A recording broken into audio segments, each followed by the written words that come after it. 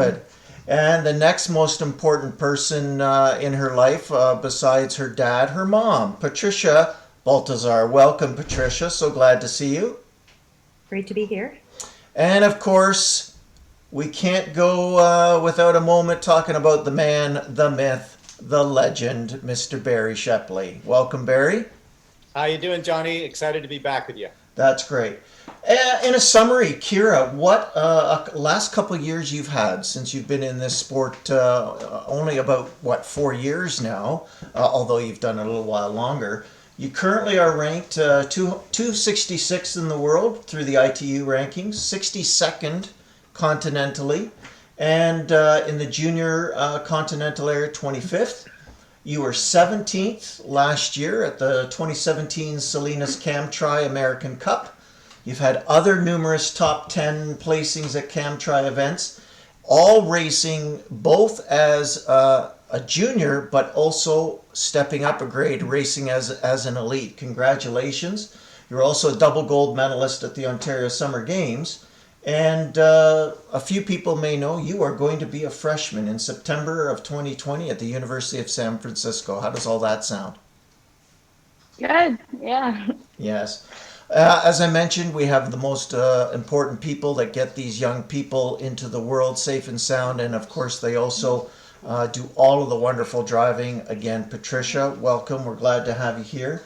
Of course, Mr. Barrie Shepley, Canadian national triathlon coach since 1991, Olympic coach in 2000, numerous athletes to national titles, international games, Pan Am, World Championships, Canadian Triathlete Hall of Famer, head coach of C3 Triathlon in Caledon, owner of Personal Best, and certified level 4 triathlon coach. Welcome, Barrie. So glad you're here with F.I.T, forging innovation together. Thanks to you, Lucas, and Robin for all the behind-the-scenes hard work. All right. We're going to switch over to our intro and be right back and start the questions in the show. Over to you.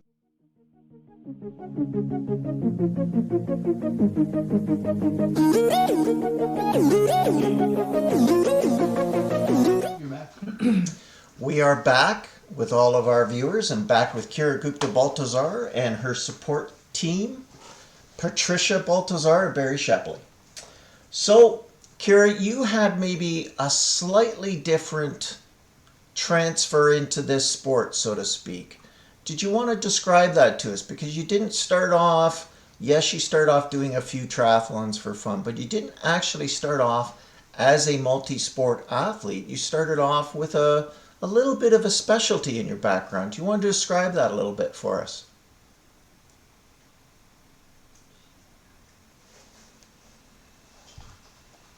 Around 8, I was a competitive swimmer and a soccer player as well. It wasn't around till the age of 15, I think, that I sort of started becoming interested in triathlon, and I decided to completely quit soccer to focus on swimming in order to sort of minimize injuries. And I got into contact with Barrie through my uncle, actually, who played hockey with him. And I was able to reach out, and Barrie got me started. I kept swimming, of course, because it's really helpful for my triathlon training as well. So, yeah. But you actually were a pretty accomplished swimmer, because you and I came across our paths when I was working and swimming in a former lifetime. Maybe you could describe for some of the viewers some of your accomplishments, actually. You weren't just, your regular everyday swimmer. You were a national qualifier. Yeah, I was actually a butterflyer, which might be surprising. But yeah, I swam the 200 fly, and I swam with the Vaughan Aquatic Club. So Steve Jacobson, he coached me to the national time standard in the 200 fly. So yeah. And Patricia, of course, with a very busy household, two other siblings for Kira, and two, as we were discussing earlier, very rambunctious, loud males in the house. How did you juggle all of that and with Kira and the boys? How did you juggle getting them to all of their activities? Well, as all parents who have, similar households, kids playing involved in multi sports, you can't do it by yourselves. We were lucky enough to have very supportive teammates, um, grandma driving, Uncle Pete, Auntie Lisa, Uncle George, Uncle Mark, everybody coming together to help us get the kids to where they've got to go. Kira getting her driver's license a couple of years ago was a godsend. Yeah. Lots of pressure off of us, but we worked it out. I mean, there was times when it's such a small window that you've got to be with the kids, but there were times when I'd arrange with my husband to I'm meeting you at 6 o'clock at IKEA at Highway 7 and 400, and I'm dropping this guy off. You pick him up, and I'll meet you back here at 8 o'clock. It just, we worked it out. We managed, that's what you have to do. Yes, yes, you do. But you know what? It wouldn't happen without moms and dads and all of the support people that make it happen. And I Yeah. think that's partly why I wanted to ask, is because even though we like to explore the development of these young athletes and talented young people, I think it's really important that it gets highlighted that their talents wouldn't come to the surface if they're not in the sport. And without mums and dad doing all that, again, that doesn't happen. So it's really appreciated from us here at Fit Forging Innovation. We thank all the parents out there and all the work you do getting everybody in. It's pretty special. One thing I want to touch on, Barrie, you sort of described to me during a recent call on another topic that Kira had a little bit of an interesting transition into the sport. Maybe describe to me your memories of how Kira made this very, very well thought out and planned decision to move into triathlon. Yeah, she for sure is a strategic thinker, no question about it. I think she had assessed I've got to a very high level in swimming, and I'm not sure that next level of Olympian is going to be there in swimming. I'm not 6'1". I don't move this much water, but I do as hard a workout as every swimmer. I'm prepared to even do more workouts if required. So her competitive spirit wanted to be kind of focused into a place that maybe she had a chance to go on to international sport, maybe the Olympics, Pan Am, that kind of stuff. So because she had done a couple of kids of steel triathlons, because swimming's so critical now to the Olympic triathlon, she made the decision to at least talk to me about the idea. And she understood right from the beginning that I can swim almost as fast as the best women in the world who are coming out of the water in the pro women's field, and I'm only 15 years of age. And I played some soccer, so I've done some sprinting, and I've got a little bit of that. She really had done no biking, but when she had sat down, it was really clear that this was not about let's participate in triathlon. This was high performance. What does it take? I'm prepared to sacrifice. My family's prepared to help me. I've got friends and uncles and aunts and grannies who will, help in the side.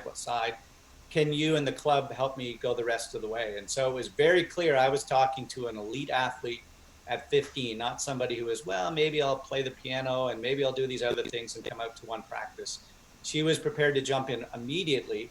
And because of the success of her swimming background in the draft legal racing, it gives you such a huge benefit. Now you're right into the lead pack, out of the water, on the bike, instead of some of the kids who might be coming out 2 minutes back and they're never seeing the front end of a race. From the time she was 16 years of age and we were racing in Mexico, she came out of the water first. I remember how nervous she was. We're standing on the beach. Kira, you'll remember there's 7-foot waves. Your mom and I are staring at this little body bobbing out in those waves in Mexico in Ixtapa. And 2 days later, she came out of the water first in a 50-woman pro field, and proved right from day one that when the gun goes off, she's competitive, she's hungry, she's going to use all of her skills, mental and physical. And so she got to see big races very early. Very few women go to a world championships when they're 16 years of age. It's the youngest you can be. She made that team. She made the next year's team. So to go to 2 world championships in 2 years in a row, and you've only been in the sport for about 2.5 years, pretty spectacular. Yeah. Kira, do you remember it the same way? Yeah, for sure. I mean, obviously, I have to give kudos to my parents for getting me those plane tickets and allowing me, just taking a chance on me after I hadn't been in the sport that long, but letting me go to those races and get that experience. It was so significant to like in the early part of my career. So yeah, I definitely do remember it. I was very scared, Yeah. nervous. I'm going to shift to one of the first questions from one of our viewers that's come through, and that's from Luis Lopez, who I think you know, one of the assistant coaches at C3. He asks if it was a difficult decision for you to make that conscious decision to effectively leave the specialization of swimming and to shift your focus into triathlon. Was that tough? Yeah, for sure. I mean, even the initial decision to move away from soccer was really hard because it had been such a big part of my life for so long. But yeah, I think quitting swimming and moving into triathlon was definitely exciting, but difficult as well. I mean, all my friends were on the swim team, but I decided that I had more potential in triathlon, and I decided that it was important for me to make that transition. Well, and I think I think you've already realized that you're on the right path, and that can pay dividends for your future goals. Good for you. Patricia, how did you feel about that? When do you remember a point at when she came to you and started to talk about that with the family and say, I am good at the swimming thing, but I want more, and maybe to get more, I want to make an adjustment. Do you remember that time? I do, and she'd always had aspirations to represent Canada at the international level, and we always thought it would be in swimming. But she matured, and she matured into this petite frame that and widow could only get so far. And I think that realization, it was hard. It was hard for all of us because we were in it as much as she was. And she's going to hate me, but I pulled out when she was 15. I pulled out this list of she had made the decision, pros and cons, staying with swimming and dabbling in triathlon, or triathlon only. And some of the pros with triathlon could one day make the Olympics. Good to be short. Not as much training, more time for school because she'd be dropping soccer and swimming. Less injuries. It was very, like Barrie mentioned, it was very strategic, very mature when she approached us. So I knew it was the right time, and the right time, and we were very fortunate, to be able to meet up with Barrie and he took it from there. Well, that's wonderful to hear that a person at that age would take the maturity and take the time to do that, so that they're actually going into their goals and objectives with their eyes wide open. Congratulations, Kira, for that. Given that we asked this question from Coach Lopez, I'm just wondering, you started, and I know that you started a little bit of coaching with Coach Luis, and then you made the transition to go a little further with Coach Shepley. At what point did that transition take from Luis to Barrie and getting yourself into the position where you're developing the skills and the attributes to really compete at that international level? Can you describe that for us, Kira? Well, to this day, both coaches are crucial to my everyday training. I go to both of them for advice, for training, and for just life in general. So I have to thank Lewis for that as well. I'd say Barry started helping me around maybe in that first year, sort of.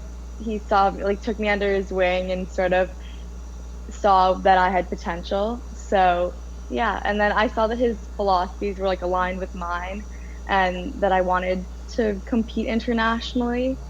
So I'd say it happened within the first year. So Yeah.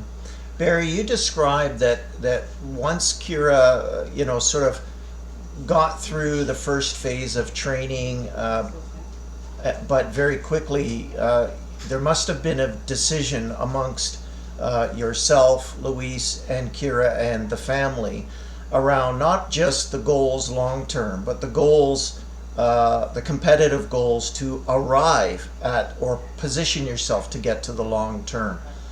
What made you decide to move her into the position of racing internationally so young, and certainly racing sort of elite junior and elite under 23? What put you in that direction? Sure. Well, to first start off, and maybe just to kind of clarify, our high performance team, both the athletes and all of the coaches interact with all of the athletes. So, a name not mentioned, but McGill Badillo has been spectacular in working in the water, both in the pool and open water. Mark Herbst a little bit on the bike. Bob Nucky, our legend, out with some of the kids on some of their longer workouts. So all of the coaches, nobody will be successful unless all of the coaches are contributing. And so, Kira kind of nailed it on. There's not just, they know that they can go to any of the coaches at any time, and all the coaches meet and talk about the kids. I mean, although they haven't come from our own homes, they're our children in many, many ways. And so we're really excited about how committed the coaches are. So that's the first kind of clarification. To answer the specific question, when you see somebody who's made that little list, and by the way, Patricia, I need to get a copy of that 15-year-old list that she had for my book. I want to be able to at least show how athletes can think at very young ages. When you see the maturity of an athlete, when you understand their goals, if you know that someone's planning to go off to university or to do med school, you're going to make sure they're taking advanced math and science. And if you can see somebody who wants to be a world-class athlete, then you give them opportunities where you think they're appropriate. So we didn't take her to a race that she had no chance. We took her to a really competitive race in Mexico and some in the States and so forth that she was not going to win, but she was going to be in with older athletes who were going to really push, really see if she had what it took. Because if you're making a long-term commitment to high performance and you really don't enjoy that process, then go play the piano. Let's play tennis. Let's, become a DJ. Like, there's 1,000 great things in life you can be doing. And so the great part about our coaches are that we really just want to push you as hard as you want to be pushed. And I could see immediately from Kira's situation, I want to be in those opportunities. I want to see where I fit. And then she would come back from those races and spend the next 6-8 weeks to work on the things that she knew. Oh, you know what? My getting on the bike transitions were terrible. Like, she got out of the water in a couple races first, and 4 people left who came out of the water after her. Clearly, Lewis worked on her transitions. I hope she didn't stop to put socks on. Well, I think everything but a coat pretty much on a couple of those first races. So, the opportunity to kind of come home, learn, go, come back. And so between family support, and Patricia and I spent more time, I think, on airplanes in a couple of years together than my wife and I did in the last couple of years of travel. So we've been to lots of places together, but it's really a matter of go, learn, come back. There was never a goal that you had to go there and win. And I would say to her, if you hadn't failed and made 3 mistakes of this race, then we haven't actually gone out and tried. You haven't gone for the front end of the race. You haven't pushed the bike, etc. So to me, she always showed that she wanted to be a great elite athlete, and we still have a long way to go. She'll acknowledge that. But it's exciting when you have somebody who has the headspace of, I want to keep improving, and then the coaching staff that want to keep finding the ways to help you get better.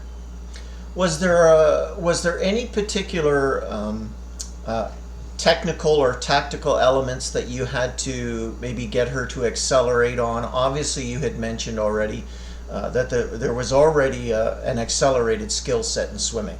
But with respect to her cycling and running, was there anything that you felt you needed to do very quickly in order for her to be competitive in that first accelerated phase? Sure. Well, the bike would be that for sure location, because when you come out of the water first, you got to now stay in that pack and have the skills. So very quickly, we realized that Kira had phenomenal power. She had the capacity to ride with women who were 5, 6, 7 years older than her, but she didn't have the bike skills going around corners, descending, climbing. And so Sean Bechtel, who is one of our coaches, now living up in Collingwood, former pro, member of C3, fantastic job he did with Kira in the first summer and a half, rode a lot with her, worked with her and the other juniors on their technical skills.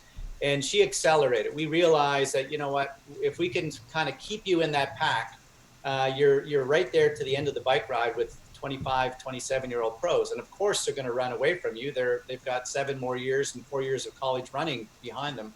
But in many, many races, that's exactly what she did. She proved that she outrode herself in many races. And I can remember one of the races in Quebec, I think she finished around 13th place.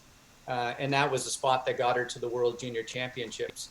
And here she was literally on the bike with women who'd been to the Olympics, who'd been world, national champions. And she's coming off the bike at 16 with these athletes. So the acceleration was there. And we've continued to work now on improving her biking skills. Obviously, it's a project. 3 years from now, she'll be a way better biker than she is today. But she's dramatically better on the bike than she was, let's say, a couple of years ago. I would say self-acknowledged.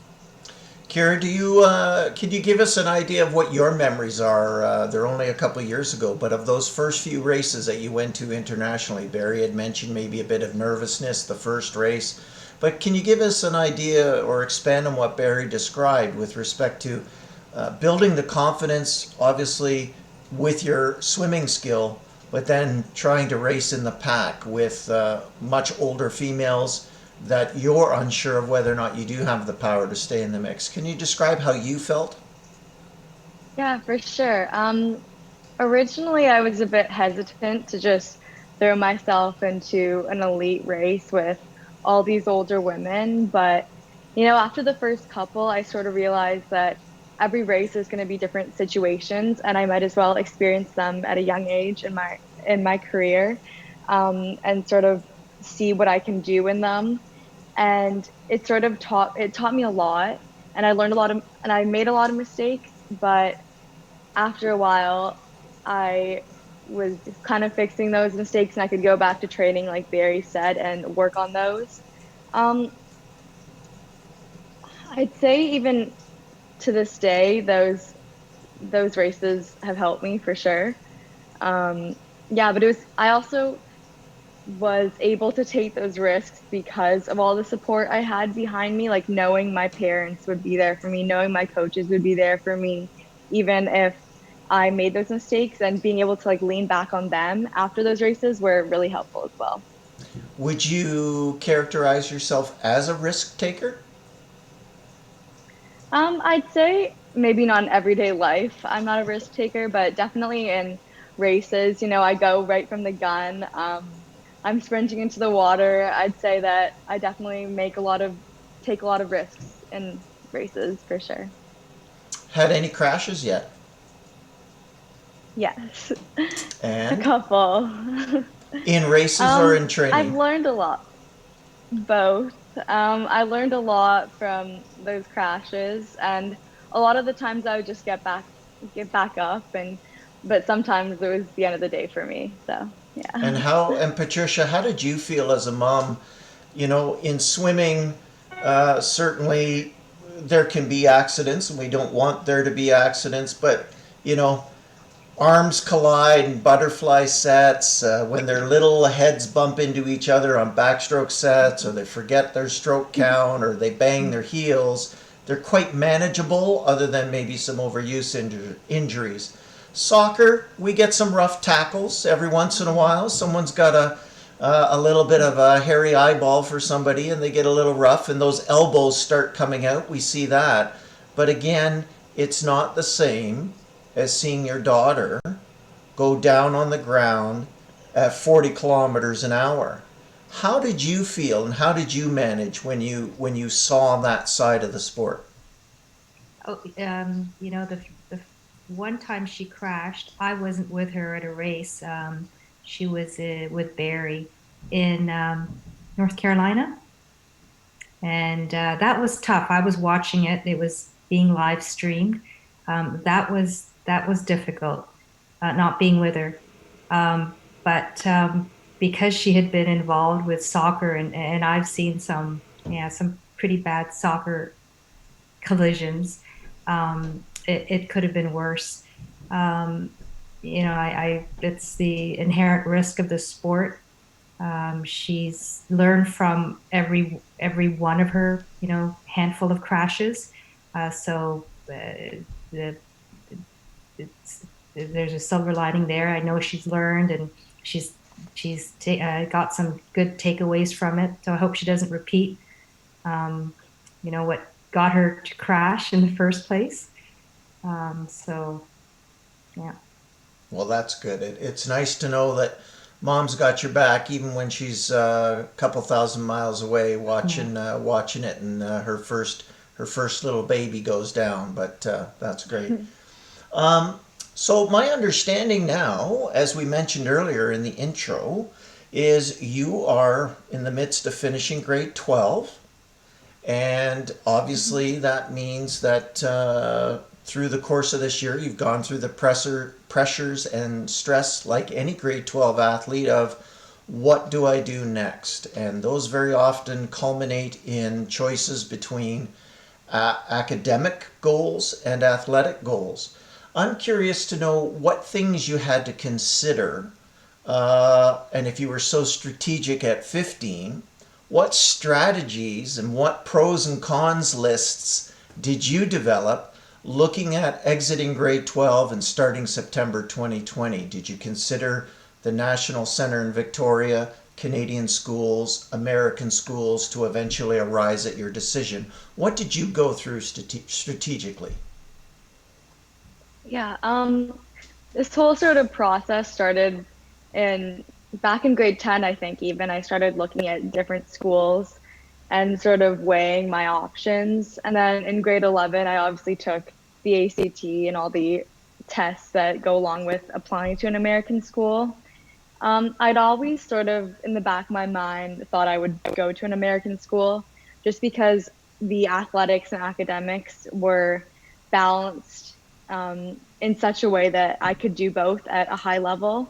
Um, this past year, I visited um, 3 schools, I think it was, and there were a bunch of factors into my decision. Obviously, academics is a large part of my life because after my triathlon career, I'm going to need to have another career, a professional career. So the academics played into it and how important it was to the school and how much they stressed that. And then as well as the coaching and the facilities as well, what was available to me as an athlete. So yeah, there are a lot of different factors that went into it. It was definitely a tough decision, but I made my decision in around November, I think, and it was nice to get it out of the way and be committed to the University of San Francisco. So I could just sort of lean back after November and kind of be stress free in a way. During that time, did you consider any Canadian schools? You mentioned that you sort of had an early strategic process of looking at American schools. Was that something you really focused on and really didn't have to really look at the Canadian schools, or like, where did your mindset go?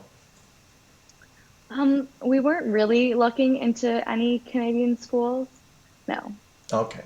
And who's the coach there? So her name is Gina Kerr. And what's her background? So she was a triathlete. She's retired now, I believe, but she swam in college and then she was a triathlete after that. I believe She was a pretty she good raced triathlete, Ironman. actually. Yeah, she was a Yeah. pretty good athlete. Yeah, so she raced Ironman and then became a coach for the Stanford triathlon team. And it wasn't until last year when the University of San Francisco decided to create a triathlon program she was hired there last year. Fantastic. You must be pretty excited. Oh yeah, I'm really excited. Yeah, yeah. And your brothers, too. Oh yeah, for sure. They're getting my room, Yeah. so. They are ecstatic.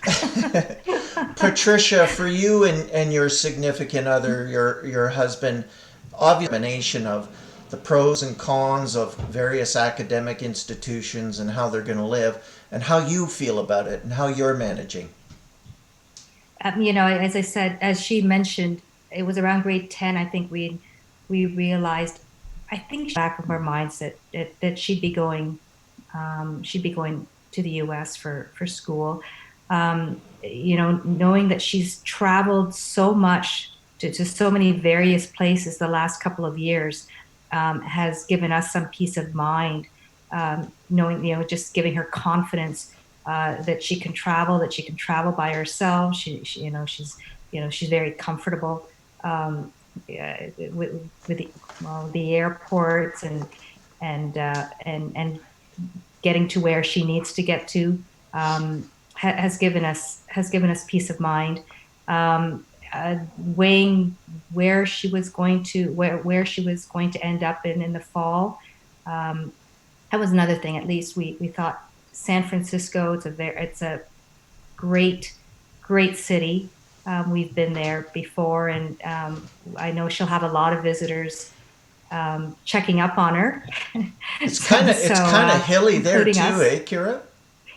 It is. Yeah. Yeah. Well, I'm just going to ask my one of my production assistants here to let me know what the other question is that we had.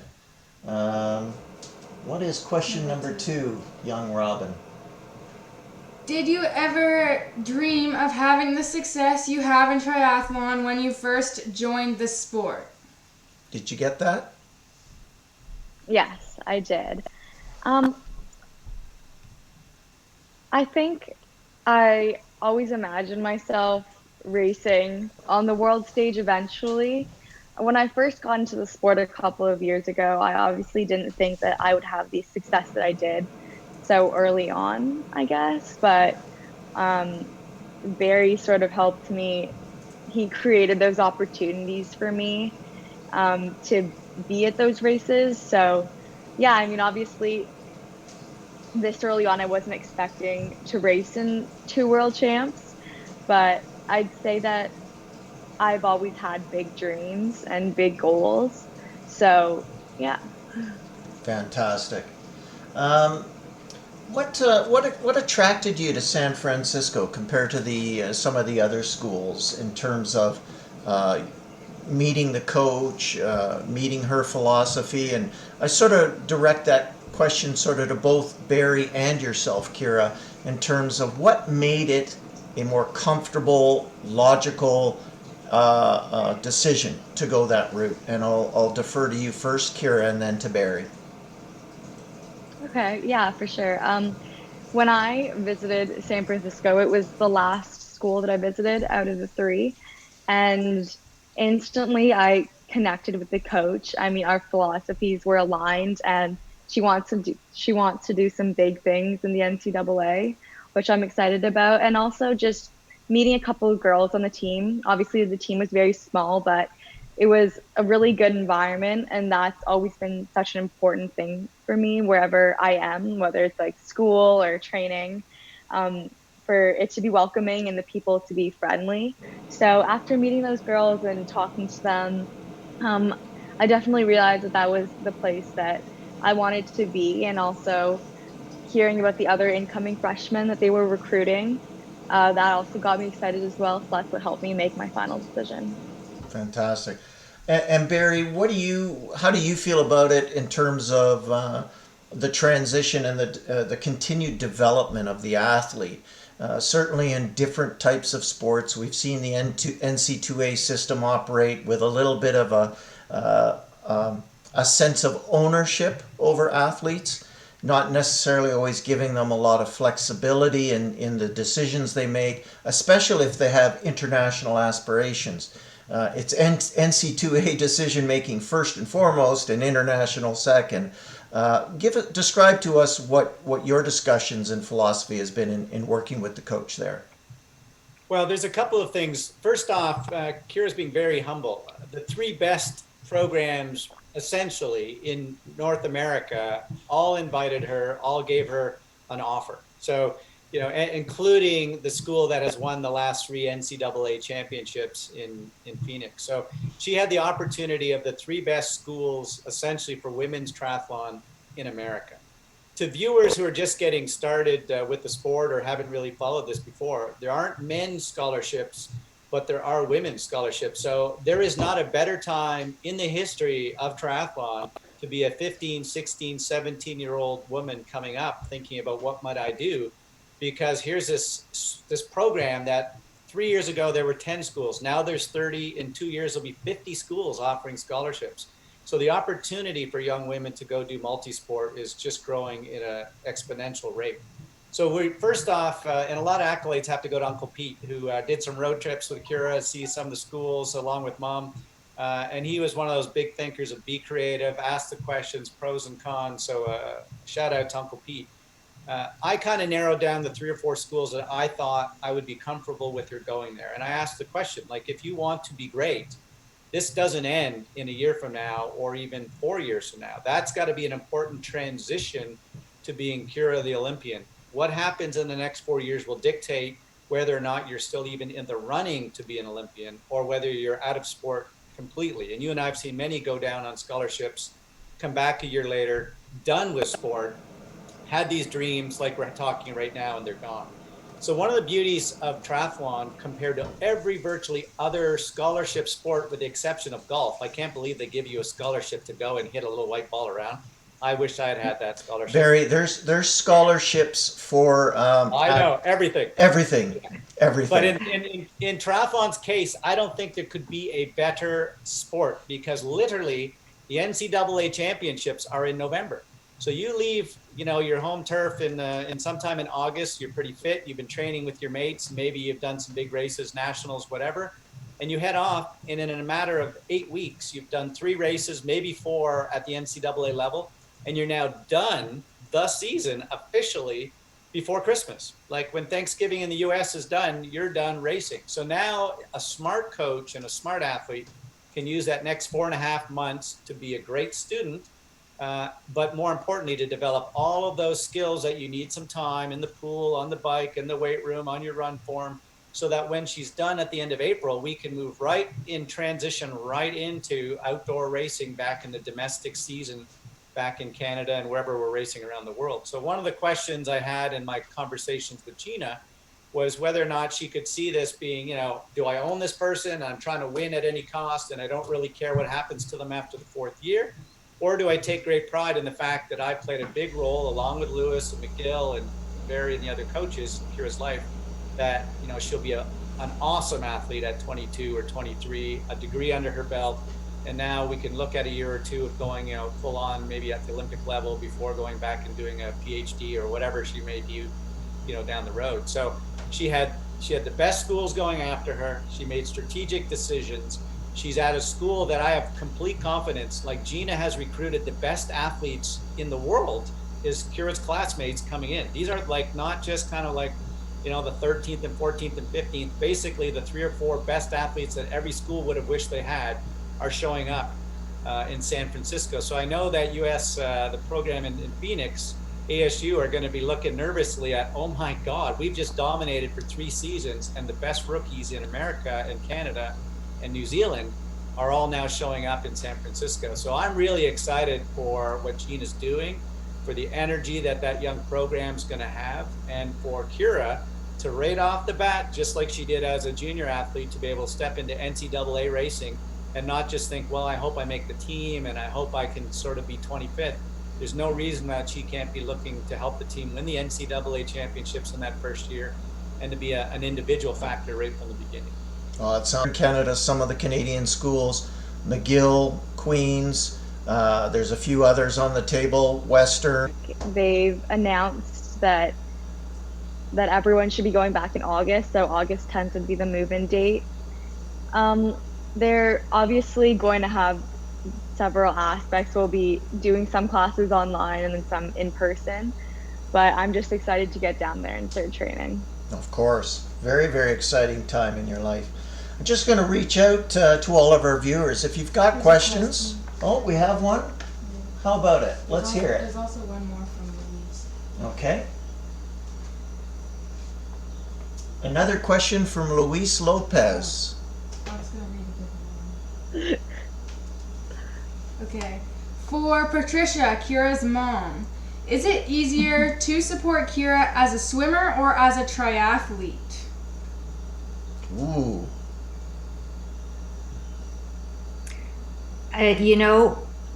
Because the triathlon C3 is is a smaller club, a smaller family than her swimming family. I'd have to say that she's had she's diluted amongst so many other great coaches from Lewis, Miguel, Bob, Barrie, Sean and Crystal Bechtel a couple of years ago. They took her, and I was a newbie to the sport. I can't claim to know too much more, but I didn't know anything. I didn't know the level of racing. I didn't know anything about draft legal. And they took her, and I had confidence in her and all of them. So I'd have to say, it's with all their help, it was an easy transition. Fantastic. Good for you. Another question? Who's this one from? This one is from Jillian Stambolish. I apologize if I pronounced that wrong. Okay. Wondering what advice Kira and Barrie would give to young kids and their parents about putting kids in multi-sports. Do you think it was helpful in your road to success? P.S. We are proud of you. That's nice. So we'll start off with you, Barrie. What do you think? Well, I think you need to be a rounded athlete. And I think, I watched on the soccer field about 2 summers ago, Kira nail a ball at about 90 miles an hour off her head into the back of the net. And it was clear to me that these are skills and talents that got harvested as an 8-year-old and a 10-year-old and a 12-year-old doing all kinds of sports. So I think it's a real mistake for parents to put their kids into just one sport, whatever that sport may be. And when you talk even to legends, like Wayne Gretzky, he played lacrosse and baseball and track, not just hockey. And so in many cases, kids get, they just love it and they want to keep doing the single sport. And it almost takes a bit of abuse from the parents to say, you know what, we're going to move over and try something else in a different season. So I think having a wide background, and I've talked about this many times, watching Simon Whitfield grow up. He was a basketball player, a soccer player. He played a little bit of hockey.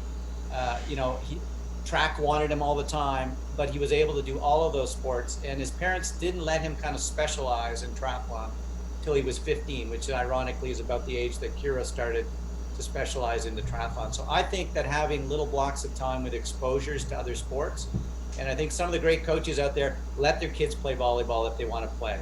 We play beach volleyball for about 30 minutes, and those guys work harder playing beach volleyball, flexing the gang, for the next 40 minutes, and we're still struggling to get them to get in the car to go home because they don't want to leave. So I think having wide skill set is really important for variety, for injury purposes. You're not just using the same muscle groups.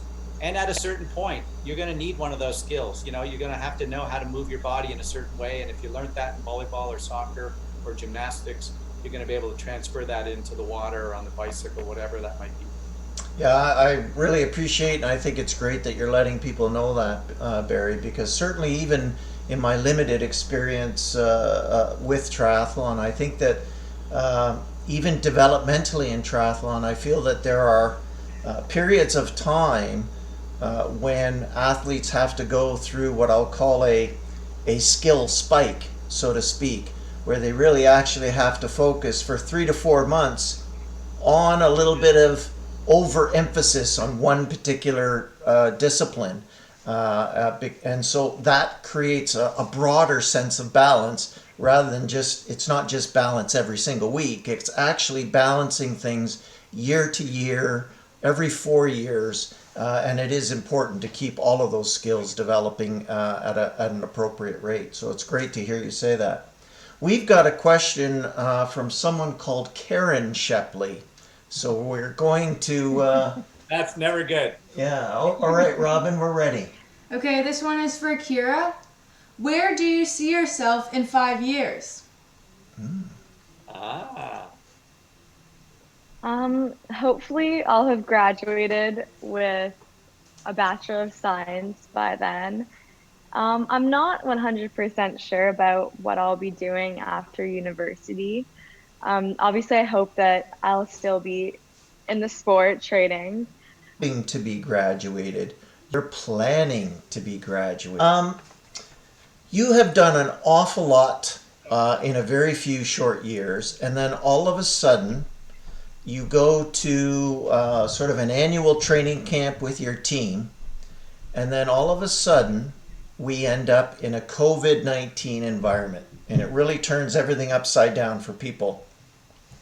We'd be remiss if we didn't ask you, how are you managing, and what adjustments, what specific adjustments are you having to make to get through this period of time, both in your training and moving forward over the next 3 months with racing?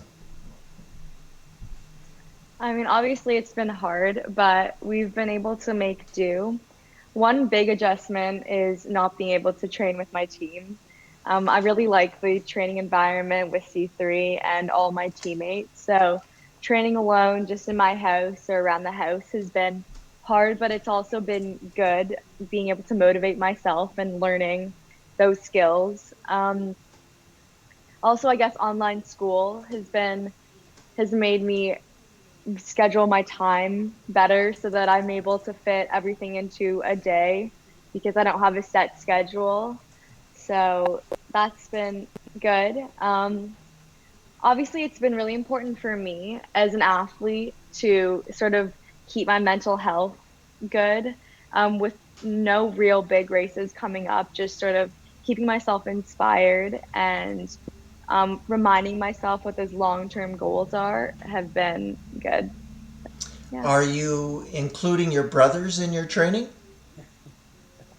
Um, sometimes I'll force them to do a dryland workout with me. And how does that go? Um, they're both pretty athletic, so it actually goes well Yeah. most of the time. Do they bring their It's hockey sticks with them? Um, no, they don't. That's not allowed. Okay. Well, it's pretty amazing, again, what you've done in a short period of time. What have you learned about yourself through this time of going from a sport like swimming and into triathlon and your international experience? What have you learned about yourself that's given you such a great sense of confidence that I'm sure all the viewers are seeing? Yeah, I'd say definitely the transition into triathlon and sort of my journey thus far has sort of made me realize my how resilient I really am. Obviously, swimming required a certain amount of mental toughness, but with triathlon, the races are that much longer, and I've learned that my mental toughness has brought me really to where I am today. And I think that dedication, that perseverance has made me confident every time I step on a start line. I know that my mentality is going to help me to the finish line. Fantastic. I'm sure your parents are very, very proud of you. Well, a couple more things we're going to go over here. And the next one is to sort of broaden our horizons about the status of the sport a little bit. And we won't go too long on this, but maybe from all of your perspectives. I know, Patricia, you were saying you didn't know a lot about the sport coming into it, but you've probably certainly had an opportunity as a parent to see how the sport of swimming works, the sport of soccer, and now the sport of triathlon. So to all three of you, can you give us any feedback on what you think the Ontario and or Canadian triathlon system needs to assist Kira racing at that podium elite level in 3 to 5 years? And I'll start with you, Patricia. I think Triathlon Canada is moving in the right direction. When they introduced a couple of years ago their developmental series and trying to get more domestic races, so kids and athletes don't have to travel, so far um, um, to, to race and to get that experience. Like we were mentioning, Kira had to was going to Extapa, Barbados, to race, and even though it was all great, just we were lucky enough to have that opportunity and be able to do that. So I think just having just more races, so that the sport is more accessible to youth and young athletes, is a move in the is a move in the right direction. Yes. And what do you think, Barry? Well, I think there's two or three things. The first one Kira's already doing, which is these amazing scholarships to the US. I would be promoting the fact to parents who are saying, I don't really quite know what my daughter, who's a swimmer or runner or whatever, might be able to do down the road. I've just told you the best scholarship in NCAA racing, every sport. In March Madness, you're not even going to school as a basketball player because you're every day playing basketball. Kira's going to be in class and training in March. She's not going to have to worry about her scholarship. Is going to have the toughest events back in November. So I think I would be talking about these academic, athletic opportunities for young women that never existed 5 or 6 years ago. I think I would be using people like, Kira and Dami Jemanicki and Joanna Brown from Ontario as like three amazing females to really inspire other young 13 and 14 and 15-year-old women to say, wow, that's a girl that went to Tweed in Joanna Brown's case, or here's Dami Jemanicki from Guelph, or here's Kira, from the Vaughan Caledon area, and look what they did with their triathlon and school careers, et cetera. So I would be using them as role models, maybe to do a few talks in schools. I would be putting some stuff out in social media and using them because, there are three spectacular young women who any parent would be inspired for their daughter to be more like. And then I definitely think more opportunities close to home. The more that you can do a Tuesday night bike race series, or you can do an open water swim series, or a couple of local triathlons that 30 or 40 young athletes are at, the better, because these kids all need density, more opportunity to race more often, close to home, inexpensively. And I think those are big factors that would help more young girls become committed to the sport, understand the sport, because as Patricia said, to have to get all the way to Ixtapa to get that experience is going to limit the number of young girls that can do that. Yeah, so true. How about you, Kira? What do you think? Yeah, I definitely agree with both my mom and Barry. I think also keeping that open communication between the provincial, federal organizations and then the athletes themselves is really important, and making sure that we're all aware of what their policies are and what they're trying to do moving forward, I think will really help the development and also the transition from, just racing recreational triathlon to that step up to racing as an elite. I think that's often a hard transition, but sort of having your federations there for you and being able to guide you through that pathway would be really helpful. Yes, yeah, I couldn't agree with you guys more. Well, there's one thing that I didn't tell you about this interview process, and we are so grateful that you've given us some time. But I do have one little surprise for you, Kira, and for you, Patricia. We're going to do a little quick lightning round of questions, okay? Are you ready for that? I want anybody to chip in. We're going to see how well we know Kira, and how well Kira knows herself, okay? All right, here we go. Thinking a little retro, okay? What piece of clothing, Kira, do you wish would come back into fashion?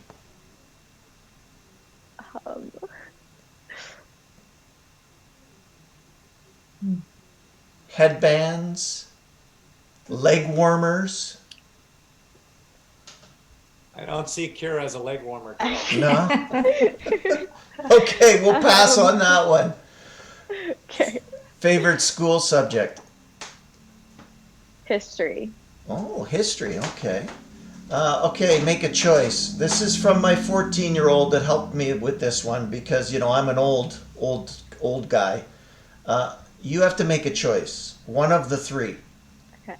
Shawn Mendes, Drake, or Jonas Brothers? Shawn Mendes, Okay. for sure. Your favorite fast food chain? You're gonna have to say McDonald's. Okay. Another make a choice. Mom will like this one. Vacuum the house, mow the lawn, clean the bathroom, or wash the dishes. Wash the dishes. It's actually a very soothing task. Okay. Remember that, Mom. Remember she said no problem.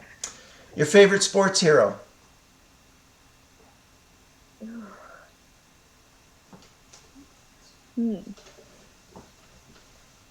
No? Doesn't come to mind? No, not just one person. No. You are your favorite sports hero. Okay. Favorite song before competing? All I do is win. DJ Khaled. All right. If not triathlon, this could be tricky. If not triathlon, what sport do you think you would be doing? Would I want to be doing, or would I realistically be No, doing? what you would want to be doing. I'd say volleyball. It's always Really? been a fun sport. Really? Okay. Yeah. He's actually very good. Libero, not Very good at power. Yeah. I hope you're a setter. No, libero. I just get low to the ground. Okay. Favorite food the night before competition? Oh, pasta. Okay. Pasta with plain tomato sauce.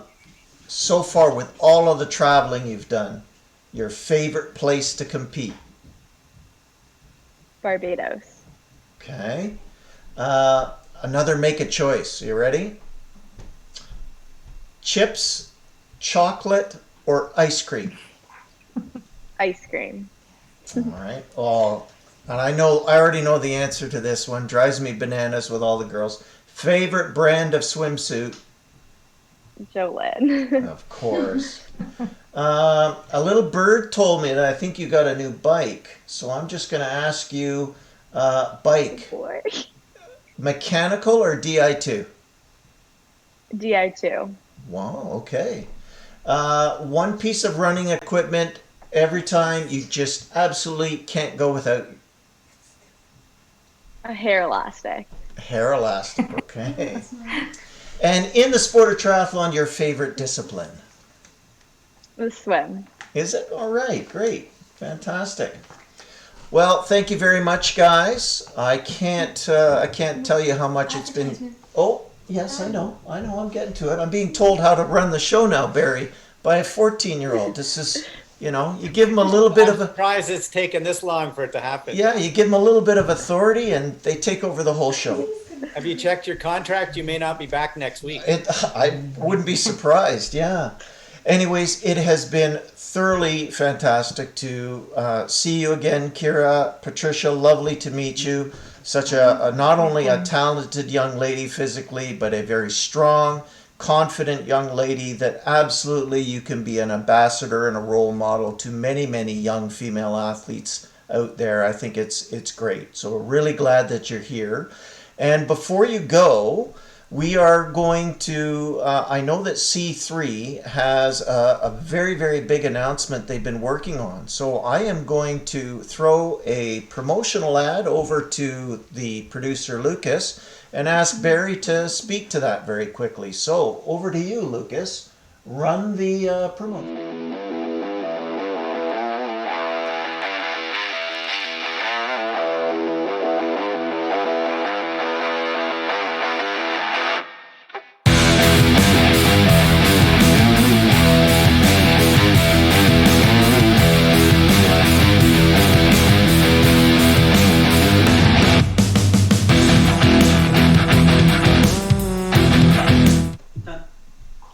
And we're back. Barrie, over to you. Well, life is about being creative. It's about making lemonade out of lemons. And when our yearly fundraiser had to be canceled because of not having big crowds together, it's been a yearly bike ride and a golf day and a supper. We started to brainstorm, what is it that we could do in the safety of people's homes that might be interesting and different. And this thing has evolved over the last 5 or 6 weeks to unbelievable proportion. So it essentially started off to be an online Zwift bike race, something that's pretty basic that, you know, our club members could do and people could kind of get involved in. And then your kind of skill with your technology that you and Lucas and Robin are doing, we decided to let's bring a 2-hour live show, and people like Simon Whitfield and amazing athletes like Lionel Sanders and Joanna Brown and Paula Finley, and just keep naming Stephen Daniels, keep going down the list, have been calling and saying, we'll come on that show. We'll be a part of that bike race. Lionel Sanders sent a note and said, look, what if we also made it as a fundraiser for frontline healthcare workers? So on May the 30th, from 3 to 5 p.m. live Eastern Standard Time, we're going to start off the amazing Javier Gomez, 9-time world champion, has done everything from Olympic medals to multiple world titles. He's going to do a half-hour pre-show with me from 3 to 3:30 while everybody's warming up on their bikes. And then at 3:30, we have 3 waves, one at 3:30, one at 3:40, and the pro men at 3:43. All doing the same 40-kilometer online bike race. If this works and Lucas has done his job, we'll be able to do live commentary of the race, Zoom interviews with Simon and Lionel and Joanna as they're racing throughout the event, prizes. And then the first 3 athletes across the line will take the prize money, but they don't get to keep it. They have to make a donation of that prize money to their favorite frontline healthcare organization. So you get a $150 Lululemon goodie bag, all kinds of stuff sent to you, all 2 hours from the safety of your home, and all because the virus came along and we couldn't do our yearly fundraiser. So at this point, we actually have more people already signed up than we've ever had for any other fundraiser we've ever done. And we are getting one national champion after another. Sharon Donnelly contacted me today. She's the Pan Am gold medalist from '99 and Olympian. So we are going to have the biggest fundraising and just kind of endurance party we've ever had. And any listener, they can just simply for their $10 donation, watch with a glass of wine. Don't even have to get on their bicycle. They don't want to. But it's going to be awesome. And the competitive types like Kira and all these athletes, they'll be racing each other for 60 minutes over 40 kilometers. Well, some people at home might be having some bonbons and watching it on live on your channel. Well, it seems really exciting, and we certainly hope that viewers take note of that and sign up. It's for a great cause for frontline workers and the Future National Development Fund. Once again, Kira, Patricia, Barrie, thank you so much for joining us today. It's been wonderful to see you all. Wonderful to meet you, Patricia. Please stay on the line as we exit, but again, stay safe. Thank you for joining Forging Innovation Together live today. And we look forward to seeing you again soon once we get back into a little bit of more social time together. Thank you all, and all the best. Stay on the line. Thanks, Johnny.